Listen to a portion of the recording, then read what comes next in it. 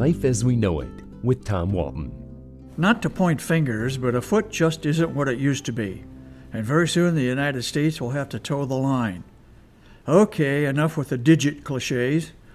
I remember an old cartoon, it might have been Gary Larson's Far Side feature, that showed workers preparing to drive the Golden Spike at the completion of the Transcontinental Railroad. There was just one problem.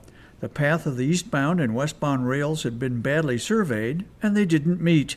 It was an unwitting and grossly exaggerated example of what can happen when engineering surveys go bad, such as when the world uses two different surveying standards for just what constitutes a foot. Here's the background. Most American land surveyors over the years have used what they traditionally have called a U.S. survey foot. 12 inches. But others in this country and around the world use what is called the international foot. The difference between the two is so small that you could put two rulers side by side, one on each measure, and not detect the difference. That's because the difference is too small to be detected by the naked eye. You would need to stretch the two rulers out to a mile to see that the international foot, the smaller one, adds 1/8 of an inch over that distance. Over even longer distances, the difference really becomes evident. You could keep right on stretching both of our imaginary rulers until they reached from the east coast of the United States to the west coast, and those little 1/8 of an inch add up. Measured by the international foot, the United States mainland is 28 feet wider than it is using the more familiar U.S. survey foot. Hey, if the oceans keep rising, those 28 feet might be important one day. Surveying requires laser-like precision, so you can see how having two standards of measure could lead to confusion.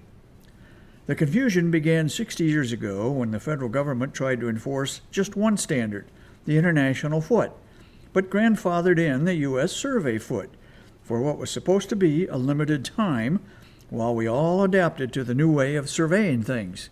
Here we are 6 decades later, and old granddad is still out there, the temporary reprieve becoming virtually permanent over time. Well, brace yourself. The federal government is throwing in the towel and acknowledging that the rest of the world wins. Beginning in 2 years, in 2022, we will embrace the same international standard most other countries do. The National Geodetic Survey calls the system of dual measurements chaotic. The tiny difference between the two definitions of foot has created major problems on many projects, according to the National Institute of Standards and Technology. A high-speed rail project in California was impacted, as was bridge work between the state of Oregon, which uses the international foot, and Washington State, which uses the soon-to-be-abandoned U.S. standard.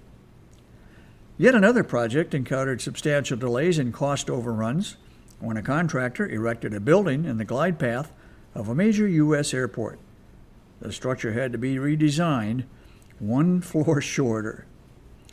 All that gets fixed in 2 years when the whole world will finally be putting one foot in front of the other.